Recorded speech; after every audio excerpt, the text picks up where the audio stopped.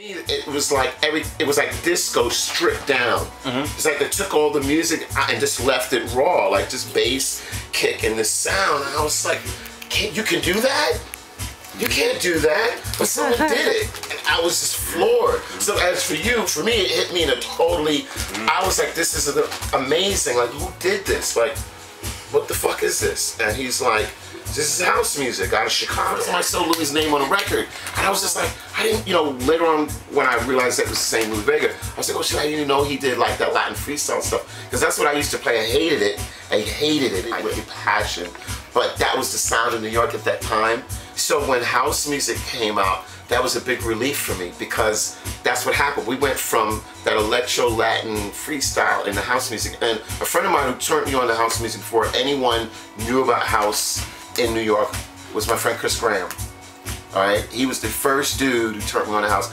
He was going to Binghamton University College, and I used to go to Binghamton to hang out just for the parties. And I met up with him, and he brought me to his house and he was like, you know, do you know anything about house music? And I was just like, no, what is house? Because he used to go to college in Chicago and he used to hang with Frankie Knuckles and all of them and go to the warehouse. So he had all these like Trax records, because Trax was really the first label promoting house. And so he's showing me like Mr. Fingers, Can You Feel It? And I'm like, I don't know this. And he's like, he put it on. It was like, doom, doom, doom, doom, doom, doom. I was just like, whoa, like blew my mind.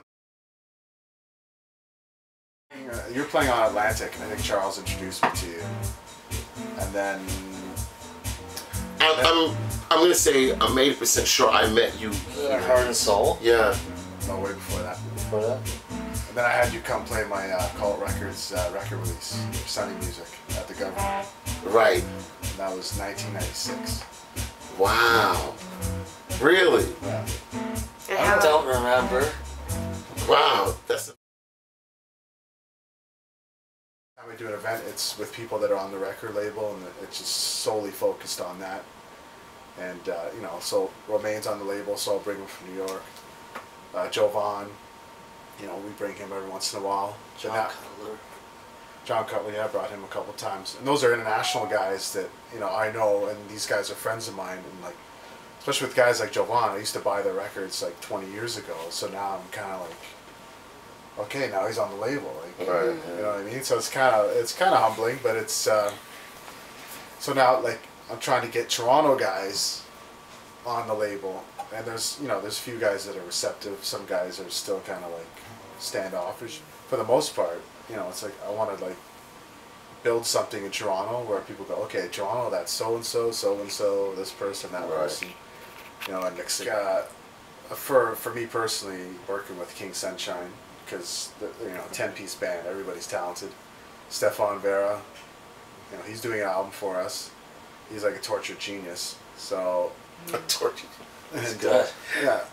No, Martino, I like the stuff he does. Suge, or Shugs. Yeah, I never know. Jason Barham. Then you got new guys like DJ Vinny. So he's doing some pretty good stuff that we're gonna be putting out. And then another new artist who's from Toronto, but he traveled around and kind of came back here. It's this guy Jazzmatic. So we have him doing a lot of stuff as well. Guys like Romaine and Alton Miller, they're I consider them local because Alton used to live here back in like late 80s, and really? We practically lived here. Practically, because we're here all the time.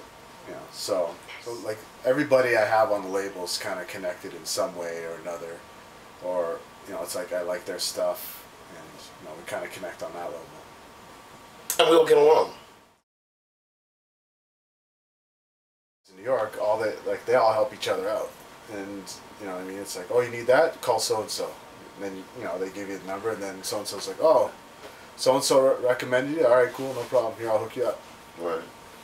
And Toronto's sort of like that, but it's just, I don't know. It's almost like in music, movies, television, all that stuff, you always hear people saying you have to get out of Toronto to be successful. It got to a point where, you know, you're living off of it. So it's a different situation when you're living off of it, where now it's kind of hard to live off of it. So it's kind of come full circle for me, and now I think it's just about having fun with it. It's not about if you have a hit record or if you're going to make money off of it. I wouldn't tell anyone today to quit their job to do house music. You know, I'd be like, you know, keep your job, because your job will help you support your house music, because you need money to support that. Because, you know, you can't live off of it. You know, it is, but you can make it a very good hobby. You can travel off of doing house music. I mean, house music is the only genre of all the genres that you can go into and be on like yesterday. You know what I mean? Like the hip hop, reggae, jazz.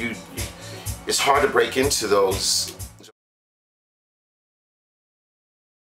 The house situation in Toronto, being that the vibe has changed, and so you're like one of the last of the Mohicans, to be honest, you know, that's still holding it down and still bringing brothers such as myself to come out here and play, even though it's been 10 years since the last one. But he gets props for at least being the first, the last, and the first one. Hi, this is DJ Romain from Brooklyn, New York, and this is Let There Be House.